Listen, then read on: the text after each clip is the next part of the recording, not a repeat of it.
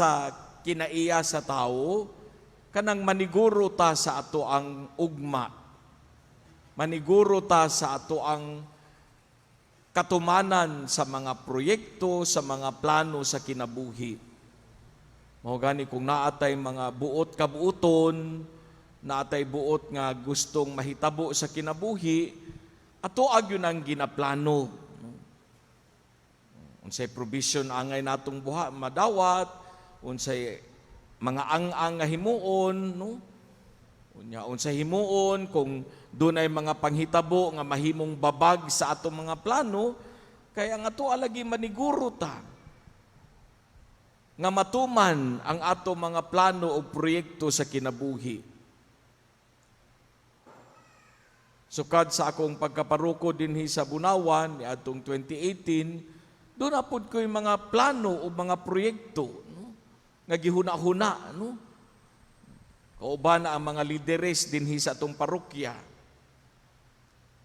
Apan sama sa daghan nato mga plano o proyekto sa kinabuhi, doon na yun ay mga babag nga dili ka na mahitabo.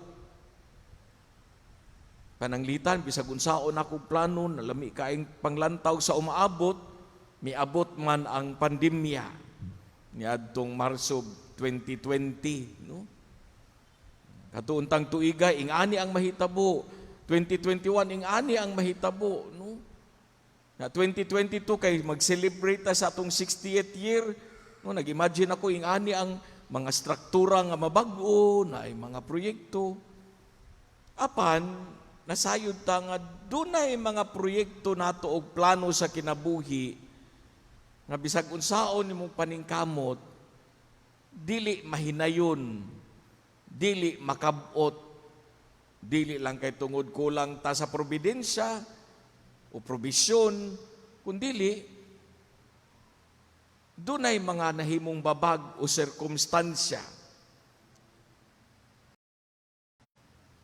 sa kinabuhi nato dinhi kalibutan na. Magkinahanglan ba ta madismaya o mabalaka kung ato mga plano sa kinabuhi dili mahinayon? Ako isip, pari, kung ang ako bang mga plano wala mahinayon, angay ba kung magmahay sa Ginoo o mabalaka? Kitang tanan mga igsuon, mga sumusunod ni Kristo. Kita gitawag sa pagsunod kaniya, isip mga disipulo.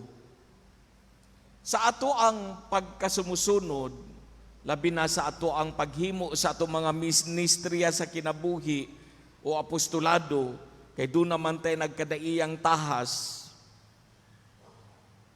Tinuod, natural nga mangandam. Pero ayaw kumpiyansa nga ang tanan mag-agad sa imong kapasidad.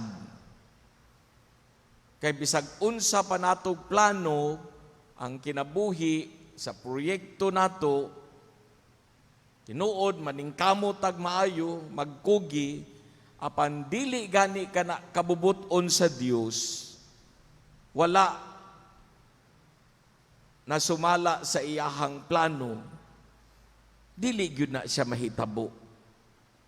Sa ato pa, man proposes but God disposes. No? Ang tao mo plano, magkugi, no? Pero ang katumanan niini iya gyud na sa Ginoo. Sa ebanghelyo nato karong adlaw ning ika-14 o ikakauhaag upat nga Domingo sa ordinaryong panahon, si Jesus naghatag og detalyado nga instruksyon, pahimangno, mando sa 72 ka mga tinun-an. No? So human sa 12 ka apostoles, nagpadala na po siya kapituag duha sa tinagurha og nag-una kaniya dito sa mataglungsod nga buot niyang adtuan. Doon na siya mga instruksyon. Klaro ang instruction diri kung bisan asa ka mo moadto. Ayaw ka mo pagdalag mga puntil, mga sandalyas, bantal, o ekstra nga pagkaon, o ekstra nga kwarta. Mao na iyang giingon. Do not bring anything, no, nga mahimong babag sa inyong gawas nun nga pagsangyaw sa maayong balita. Kini pagpahimangno nga ayaw kayo mo kabalaka sa inyong panginahanglan. Kanunay kamo nga mahimong masaligon sa providensya sa Ginoo sa inyong pagsunod kaniya. Usa ka pahimangno ning instruction din ni Jesus nga sa atong kinabuhi, panaw isip Kristiyano ug sumusunod ni Kristo, ayaw pag-agad sa imong kaugalingong gahom, kapasidad. Hinumdumi, midawat lang kita og usa ka mando gikan sa Dios nga maoy naghatag kanato og gahom. Mao ganing ayaw kaayog panubrag kabalaka nga sus, has kang pangandam nako, has kang gihimo nako ang tanang ang sa mga pagpangandam, pero wa man gihapon. Kulang man, no? Remember, kung musalig kita kaniya, He will provide us what we need. Dili ni mag-agad sa ato ang tanan sa gahom nato. Hinumduman nato nga si Jesus mitawag ka natong tanan na aron pagsunod kaniya. Apan hinumdumi gipadala kita niya. O ingon pa din sa Ebanghelyo, isip advance party, no? Gipadala niya sa matag lungsod diin buot niya adtuan, no? Gipauna niya ang mga tinun-an, no? Ang aksyon din hinga ato makita klaro kaayo. Miingon siya, ali mo, no? Giimbitata niya. Miingon usab siya, panglakaw na kamo, no? Pero nagsugod kini sa pagkadisipulo, pagkasumusunod. Sa ato pa, una tanya gipadala, pagkat-on una mo nako, tanawa akong kinabuhi, tanawa akong kinaiya, paminawa akong mga sugo, una pa tanahimong alagad, una tanahimong apostoles. No? Mao gyud na atong hinungduman kanunay. Makakaton una taniya, no? Sumusunod kita.